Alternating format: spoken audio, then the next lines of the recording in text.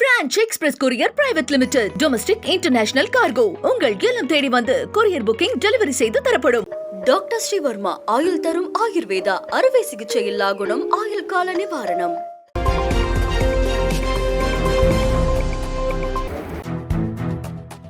தமிழர்கள் மீது பாஜகவினருக்கு இருக்கும் வன்மம் தற்போது வெளிப்பட்டு விட்டதாக முதலமைச்சர் மு.க.ஸ்டாலின் குற்றம் சாட்டியுள்ளார். இது தொடர்பாக அவர் வெளியிட்டுள்ள எக்ஸ் பதிவில் 2024ஆம் ஆண்டு பாஜகவைச் சேர்ந்த மத்திய அமைச்சர் ஷோபா தமிழர்கள் வெடிகுண்டு வைத்திருக்கும் தீவிரவாதிகள் என விமர்சித்ததாக குறிப்பிட்டுள்ளார். இதைத் தொடர்ந்து 2025ஆம் ஆண்டு மத்திய அமைச்சர் தர்மேந்திர பிரதான் தமிழர்களை நாகரிகம் இல்லாதவர்கள் என பேசியுள்ளார். தேசிய கல்விக் கொள்கையை ஏற்றால்தான் உங்களுக்கு நிதி கொடுக்கப்படும் என மத்திய அமைச்சர் பிளாக்மெயில் செய்வதாகவும் 2000 கோடி அல்ல 10,000 கோடி கொடுத்தாலும் நாசகார நாக்பூர் திட்டத்தை ஏற்றுக்கொள்ள மாட்டோம் என்றும் முதலமைச்சர் மு.க.ஸ்டாலின் திட்டவட்டமாக தெரிவித்திருக்கிறார்.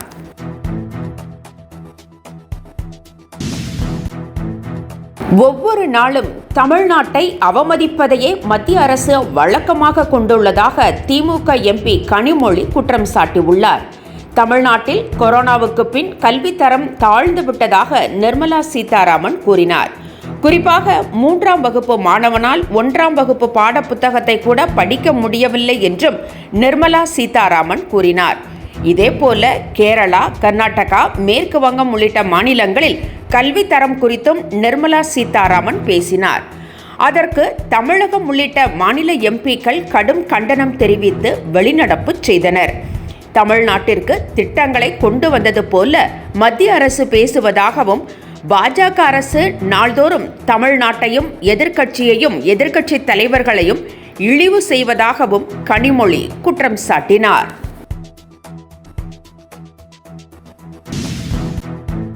PM ஸ்ரீ திட்டம் குறித்து தான் தவறான தகவலை தரவில்லை என மத்திய அமைச்சர் தர்மேந்திர பிரதான் தெரிவித்துள்ளார். இது குறித்து அவர் எக்ஸ் தளத்தில் வெளியிட்டுள்ள பதிவில் PM ஸ்ரீ பள்ளிகளை நிறுவ தமிழக அரசு ஒப்புதல் தந்தது என்பதில் தான் உறுதியாக இருப்பதாக குறிப்பிட்டுள்ளார். தேசிய கல்விக் கொள்கையை அரசியல் கண்ணோட்டத்தோடு பார்க்க வேண்டாம் என்றும் மொழி பிரச்சனையை திசை திருப்பும் மந்திரமாக திமுக கையாளுகிறது என்றும் தர்மேந்திர பிரதான் கூறியுள்ளார். மேலும் பரிந்துரைப்படியே PM ஸ்ரீ திட்டத்தை ஏற்பதாக தமிழக அரசு கூறியிருந்ததாகவும் அவர் தெரிவித்தார். தமிழ் மொழியை பாதுகாப்போம் என்று கூறும் திமுக உண்மையில் தமிழ் இலக்கியம், இலக்கிய சின்னங்களை மேம்படுத்தவும் பாதுகாக்கவும் சிறிது கூட நடவடிக்கை எடுக்கவில்லை என்றும் குற்றம் சாட்டியுள்ளார்.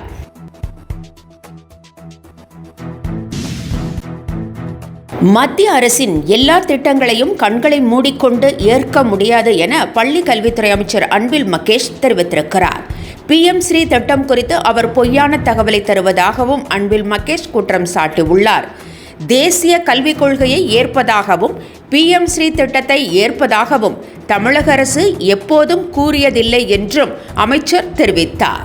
தமிழக கலாச்சாரம் மரபை சிதைக்க முயற்சி செய்பவர்களே அரசியல் செய்வதாகவும் பள்ளி கல்வித்துறை அமைச்சர் அன்பில் மகேஷ் விமர்சித்திருக்கிறார்.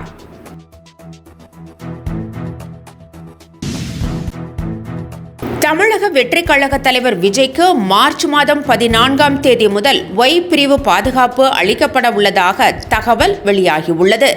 இதன்படி இனி துணை ராணுவத்தினர் விஜயின் பாதுகாப்பிற்கு எப்பொழுதும் உடன் இருப்பார்கள். சுழற்சி முறையில் துப்பாக்கி ஏந்திய 8 முதல் 11 மத்திய ரிசர்வ் பாதுகாப்பு படை கமாண்டோக்கள் தமிழ்நாட்டில் மட்டும் விஜய்க்கு பாதுகாப்பு அளிப்பார்கள். தற்போது வெளிநாட்டு பவுன்சர்கள் விஜயின் பொது நிகழ்ச்சிகளில் அவருக்கு பாதுகாப்பு அளித்து வருகின்றனர். இந்நிலையில் விஜய்க்கு அச்சுறுத்தல்கள் இருப்பதால் மத்திய அரசு Y பிரிவு பாதுகாப்பு வழங்கியுள்ளதாக ஏற்கனவே மத்திய அரசு தரப்பிலிருந்து தெரிவிக்கப்பட்டிருக்கிறது.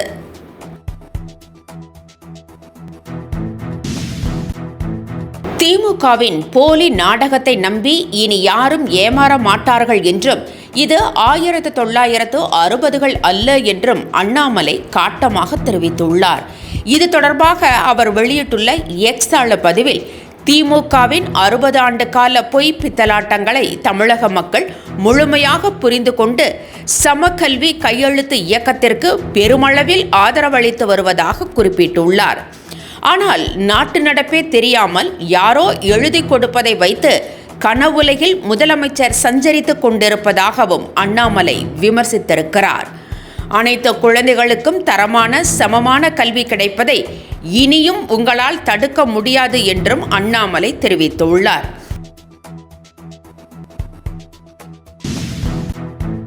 திருமண விழா ஒன்றில் சீமானை சந்தித்த அண்ணாமலை அவரிடம் அளவளாவி மகிழ்ந்தார். பாஜக முன்னாள் எம்எல்ஏ காயத்ரி தேவி மகளின் திருமணம் சென்னையில் நடைபெற்றது. இந்நிகழ்ச்சியில் சீமான் கலந்து கொண்டார். அண்ணாமலையும் அதே நிகழ்ச்சிக்கு வந்திருந்த போது இருவரும் சந்தித்துக் கொண்டனர். காரில் இருந்த சீமானிடம் கைகுலுக்கி வரவேற்ற அண்ணாமலை நலம் விசாரித்ததுடன் ஃபைட் பண்ணிட்டு இருங்க, ஸ்ட்ராங்கா இருங்க, விட்டுடாதீங்க அண்ணா என வாழ்த்தினார்.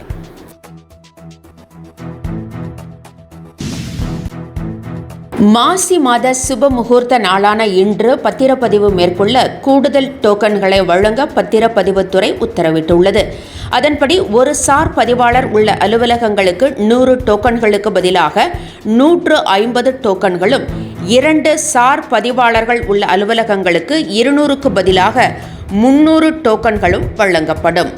அதிக அளவு பத்திரப்பதிவு உள்ள அலுவலகங்களில் 4 தட்கல் முன்பதிவு டோக்கன்களும் விநியோகம் செய்யப்படும்.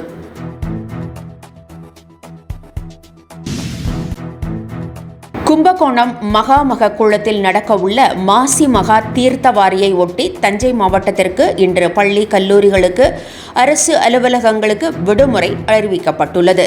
இதனை ஈடுகட்ட வரும் 29ஆம் தேதி சனிக்கிழமை அன்று அரசு அலுவலகங்கள், கல்வி நிறுவனங்கள் செயல்படும் என்றும், அதே நேரம் பள்ளி மாணவர்களுக்கான பொதுத் தேர்வில் எந்த மாற்றமும் இல்லை என்றும் அறிவிக்கப்பட்டுள்ளது.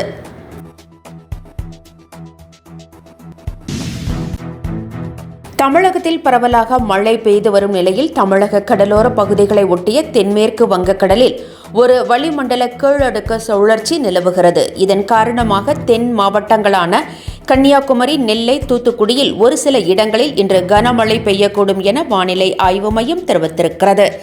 வட மாவட்டங்களில் ஒரு சில இடங்களிலும் புதுச்சேரியிலும் இடி மின்னலுடன் கூடிய மழை பெய்ய வாய்ப்பு இருப்பதாக தெரிவிக்கப்பட்டுள்ளது.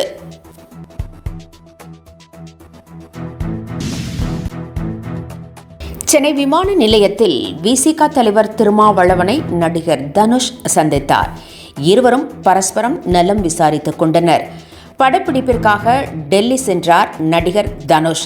திருமாவளவன் நாடாளுமன்ற கூட்டத்தில் பங்கேற்பதற்காக டெல்லி சென்றபோது இருவரும் சென்னை விமான நிலையத்தில் சந்தித்துக் கொண்டனர். அப்பொழுது விசிக எம்பி ரவிக்குமாரும் உடனிருந்தார். 3 பேரும் சேர்ந்து புகைப்படம் எடுத்துக் கொண்டனர். இந்த புகைப்படம் சமூக வலைதளங்களில் வைரலாகி வருகிறது.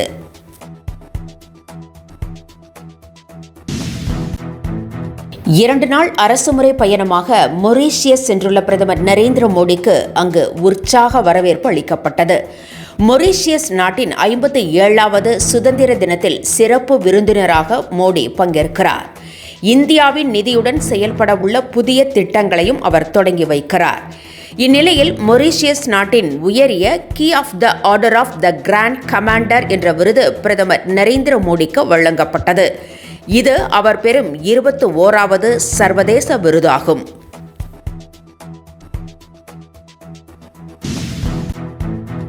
சென்னையில் இடி மின்னலுடன் கனமழைக்கு வாய்ப்பிருப்பதாக சென்னை வானிலை ஆய்வு மையம் தெரிவித்திருக்கிறது. சென்னையில் கடும் வெப்பம் சுட்டெரித்து வந்த நிலையில் நேற்று திடீரென மழை பெய்தது. காலையிலிருந்து விட்டுவிட்டு கனமழை பெய்தது. அம்பத்தூர், கோயம்பேடு, சைதாப்பேட்டை, ராயபுரம் போன்ற பகுதிகளில் பலத்த காற்றுடன் மழை பெய்ததால் குளிர்ச்சியான சூழல் நிலவியது. சென்னையில் இன்றும் கனமழைக்கு வாய்ப்பு இருப்பதாக வானிலை ஆய்வு மையம் கணித்திருக்கிறது.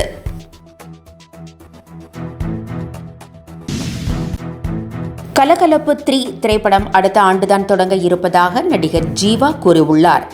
மதகஜ ராஜா படத்தின் ஒரு சிறிய பகுதியை வைத்து கலகலப்பு 3 படத்தை இயக்க சுந்தர் சி திட்டமிட்டிருந்ததாக கூறப்படுகிறது.